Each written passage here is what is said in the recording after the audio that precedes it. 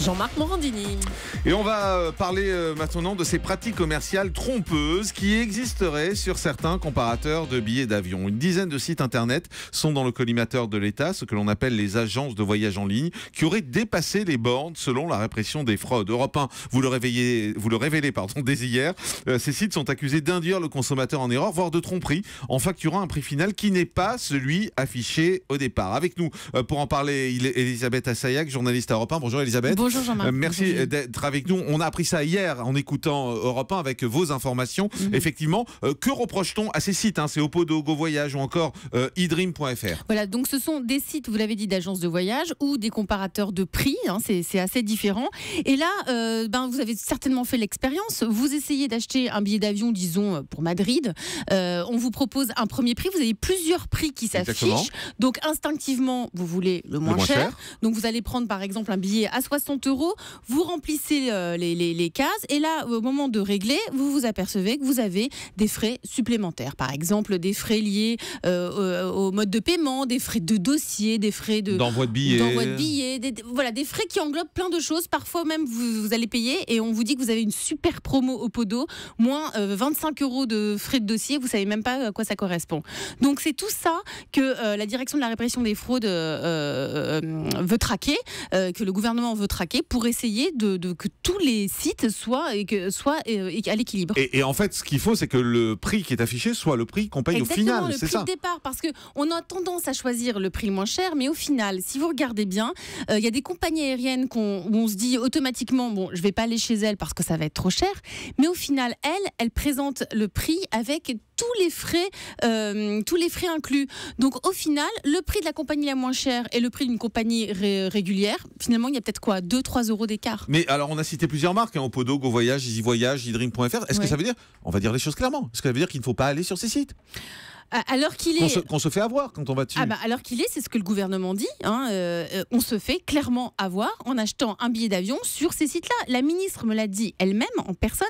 Elle m'a dit aujourd'hui tous les sites sur lesquels vous pouvez acheter un billet d'avion ne sont pas fiables. Elle me l'a dit. C'est pour ça qu'on va on va taper du poing sur la table. Ouais, mais en fait c'est important pour tous les gens qui nous écoutent parce qu'on est nombreux. Enfin même moi, quand je veux un voyage, je vais sur ces sites-là et on a tous fait cette expérience. Ouais. Alors certains disent que au contraire, ça y est, alors les amendes ont commencé hier, ils l'ont annoncé officiellement, mais les amendes ont commencé à la fin décembre 2014. Donc il y en a beaucoup qui essayent de trouver des transactions à l'amiable pour pas, avec les consommateurs qui se plaignent. Les consommateurs qui se plaignent pour ne pas justement aller trop loin et que ça les mette dans le rouge, tout simplement. Il y en a beaucoup. Alors il faut bien faire la distinction parce qu'il y a les comparateurs de vol et il y a les agences de voyage. Et ça c'est pas la même chose. On a tendance à tout mettre dans le même paquet parce que c'est beaucoup plus marketing de dire comparateur de vol quand on est un consommateur. Mais les agences de voyage, elles se disent comparateur de vol, mais ce n'est pas la même chose. Parce qu'elles prennent en compte les compagnies, les prix des compagnies aériennes, et c'est là où parfois elles ne mettent pas les frais dès le début. Alors, on a des appels. On a en particulier un appel de Jean-Pierre Nadir, c'est le patron d'EasyVoyage. Jean-Pierre Nadir, bonjour. Bonjour Jean-Marc. Merci d'être en direct avec nous sur Europe 1. C'est une arnaque votre site ? Moi, alors, si vous voulez, je suis pas du tout concerné par le sujet parce que, encore une fois, donc Elisabeth l'a bien dit, si vous voulez, il y a une confusion très forte qui est faite entre les agences de voyage en ligne qui vendent des billets d'avion directement aux clients et les comparateurs de prix qui, eux, ne font que comparer les prix donnés par les agences de voyage en ligne. Donc, si vous voulez, EasyVoyage, c'est pas du tout une arnaque, c'est le plus grand comparateur français, donc depuis maintenant près de 14 ans. Et depuis 2 ans, nous affichons donc systématiquement l'intégralité donc des frais pour que justement l'internaute puisse s'y retrouver. Alors après, mais Jean-Pierre Nadir, vous faites bien votre promo, mais vous avez quand même fait l'objet. Attendez, écoutez-moi. Écoutez-moi, vous avez quand même fait l'objet d'une injonction administrative, oui ou non? Non, attendez. Oui ou non? Je vais être très précis là-dessus. Il y a des PV qui ont été distribués aux agences en ligne. Moi, j'ai fait l'objet d'un rappel à la loi sur une formule malencontreuse qui était que j'ai mis comparer tous les prix et il m'a été stipulé, et encore pas par écrit, uniquement à l'oral, qu'il fallait pas marquer tous les prix parce que tous les prix, ça voudrait dire que j'étais exhaustif et il fallait marquer la plupart des prix. Voilà. Donc, j'ai fait la modification dans l'heure. C'était il y a 1 an, et j'ai modifié dans l'heure la formule de question. Donc moi, j'ai rien à voir avec cette partie de prix, effectivement, qui sont pas les bons, parce qu'au contraire, depuis 2 ans, c'est ce que j'explique tout le temps, je suis le seul à me battre, et indépendamment des CRF, pour que les marchands mettent la totalité des frais dans le prix. Vous pouvez les voir sur mon site.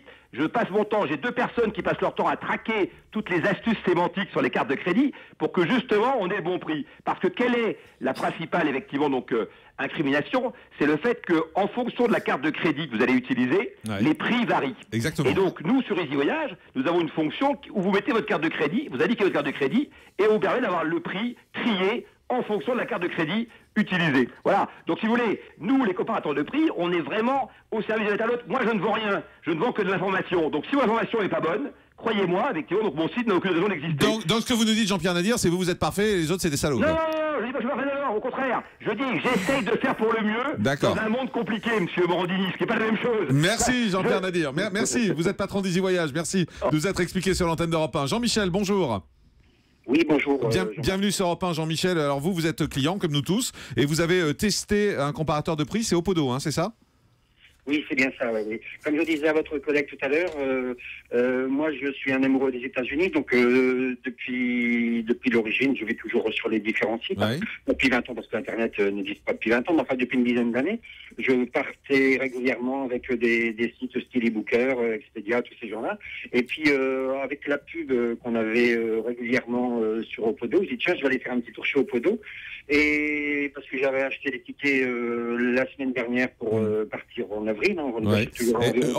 Jean-Michel, juste, je vais essayer de résumer pour faire court. En fait, vous avez trouvé des billets sur Opodo qui étaient 50 € moins chers que les autres. Vous avez appelé Opodo pour réserver et on vous expliquait que ces tarifs n'étaient pas dispo, c'est ça? Voilà, on m'a dit mais non, mais les prix qui sont affichés, ce ne sont pas les bons. Et lorsque vous arrivez au moment du paiement, vous allez voir, il n'y a plus de place dans l'avion, donc ça sera forcément plus cher. Et en fait, je revenais au même prix que j'avais trouvé juste avant sur un autre site. Et donc j'ai dit, mais attendez, c'est quoi cette affaire de...